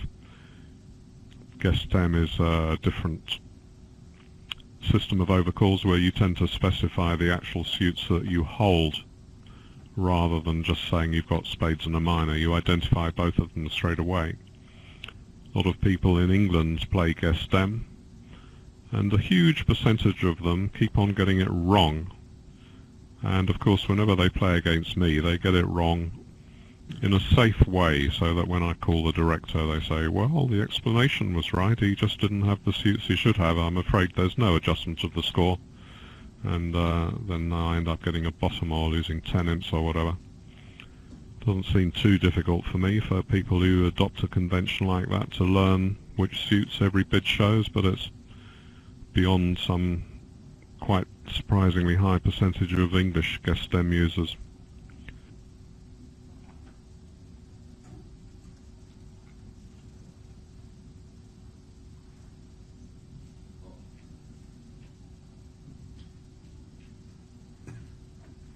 Three clubs was known to show spades and diamonds, so West was able to use a bit of 3 diamonds to describe to partner the precise nature of his heart raise. That's absolutely essential if people overcall, say, 2 no trumps against you, to assign good meanings for a responder. For example, that 3 diamonds, the highest suit, will show a sound raise in partner's suit, whereas if you bid 3 hearts, it shows you were intending to bid 2 hearts, that sort of thing.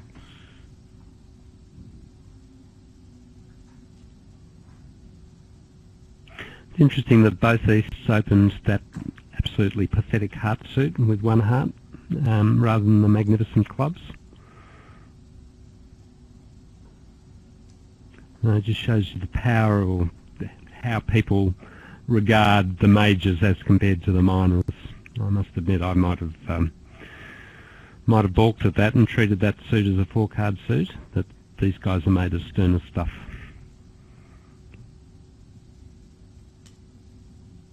Of course, once in a while you open the heart, the next player bids 1 no trump, pass 3 no trumps. Your partner's there with his 8 of hearts lead, and declare as just faces his hand.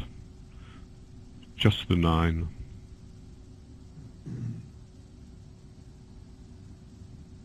Yep, 1 heart opening is not without risk, that is for sure. But here, somehow the Italians have tiptoed around the hand nicely at both tables, and the Monacans have been trapped into bidding games going down. It looks like it's going to be 3 imps, 50 plus 50, looks like the result here.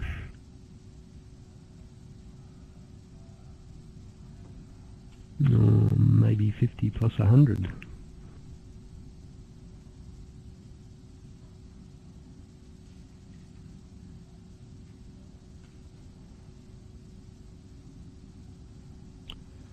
On what Laurier had heard, the meaning of the 3 diamond bid, he didn't fancy making 4 hearts, we can see that, because he had to pass a message in case South passed 3 spades and it ran back to West.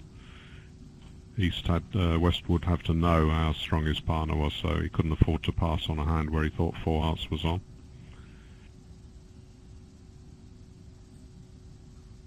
Fantoni's about to be rudely disappointed here.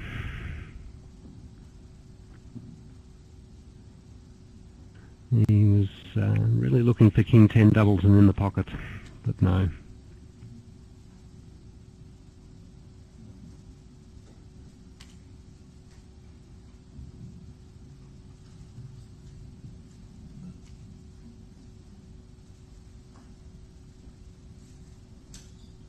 When the bid that you need to make to show a 2-suitor is relatively high, for example 3 clubs here instead of 2 hearts, you don't have quite so much freedom on making the bid on a wide variety of strengths.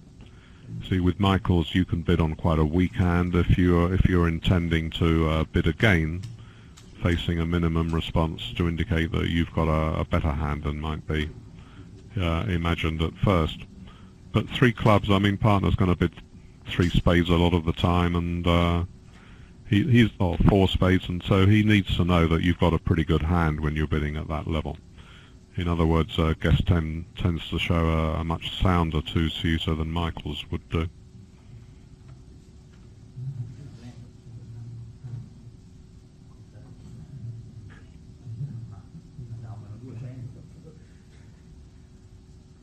So You can guess that from the fact that... Oh, sorry. This may be a slightly swing board. The Italian pair at the other table stopped in 4 diamonds. You notice that they've been fairly conservative and very successfully so. There was one hand earlier where they stopped in 4 of a minor, just in, where 3 no trumps and no play. And for instance, the previous board as well, another 5 diamonds for carefully avoiding getting too high. And here, but here they missed a pretty good 4 spades or 5 diamonds. Yes, very user-friendly this hand. Even 3 no trumps makes with all the suits splitting. Spades 3-3, hearts for 4 spades. Hearts 4-4 for 3 no trumps.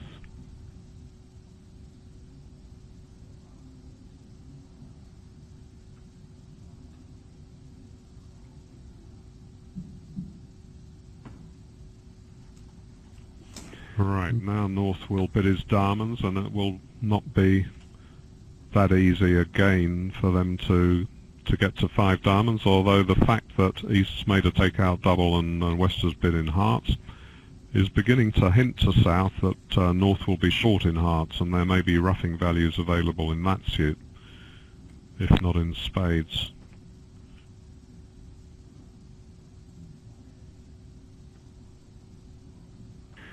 Well, I'm guessing here that North, who remember is on a 0 to 9 range, has bid 2 spades to show a maximum, and with diamonds, I guess, looking at his hand, it makes sense.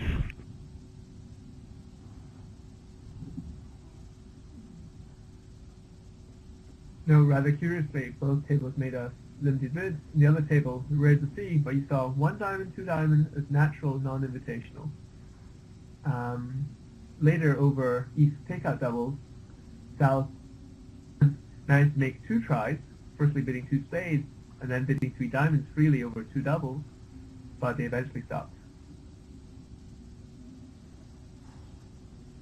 Remember that South's 1 diamond is promising a good hand, 15 plus, and so in the context of that bidding, he doesn't have a whole lot more. It is pretty prime, and as we can see, the 3-1 in the side suit is much, much more powerful than 2-2. You can control losers much better. We see that there's an additional roughing value in both hands. So the trick total goes up by 2 tricks.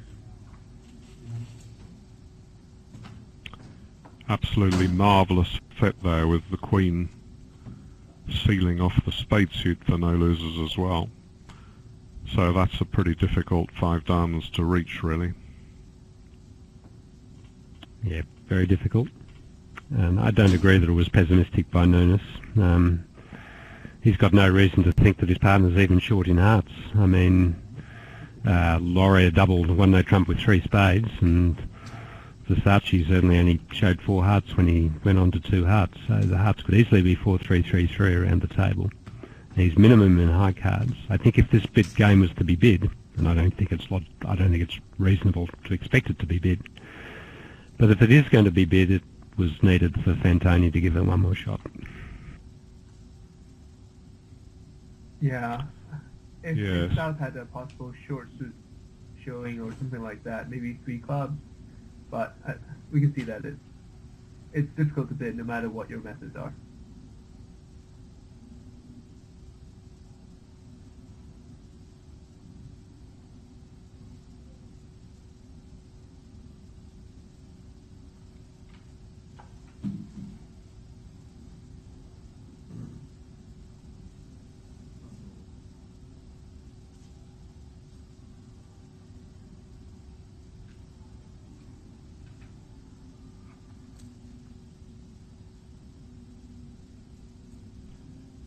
We're on to the last board, and very quickly before the action starts I must just make the usual heartfelt thank yous to the wonderful ViewGraph operator, one of many that have been very, very nearly faultless for 2 weeks.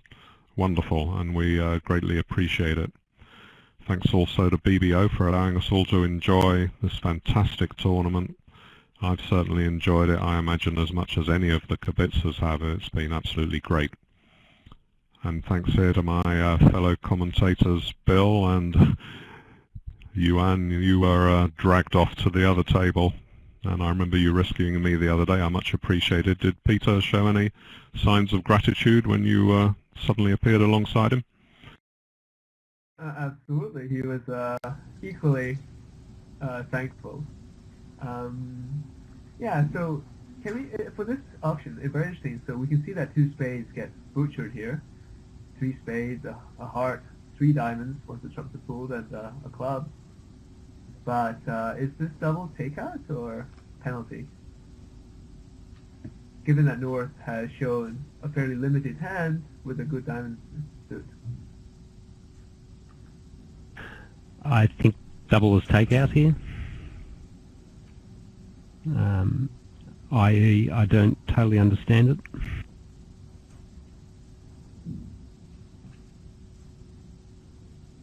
I'm being told by fact that it is takeout.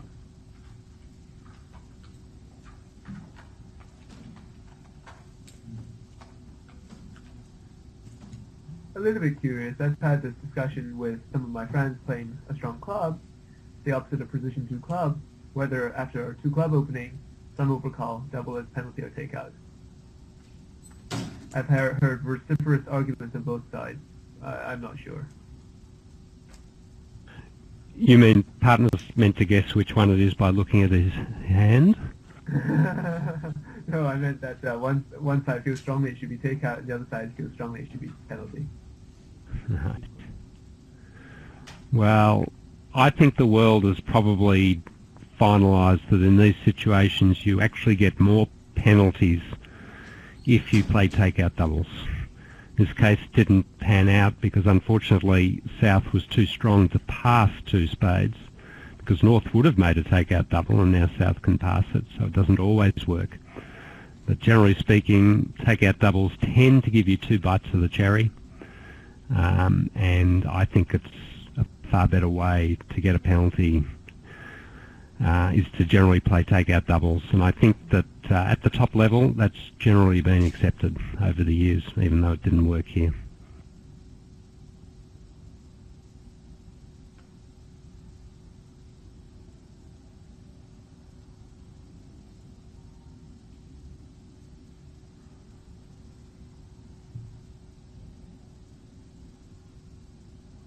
Interesting thing is that in the closed room, they did actually have that auction when 1 diamond, 1 spade, and South risked the pass.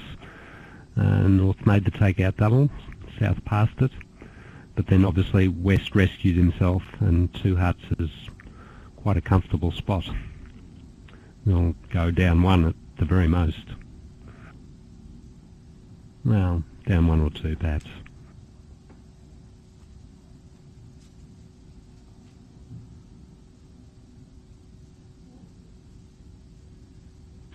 One pretty good rule when you're deciding whether to pass on a good hand as South is that you must always be intending to leave the double in if partner does reopen.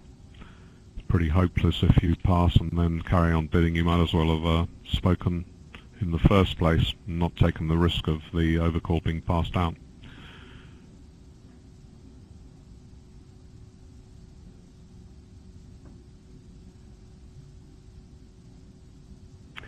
All right, well, we'll have to see what Monaco can do tomorrow, but unless the Italians start making some mistakes, it's going to be game over.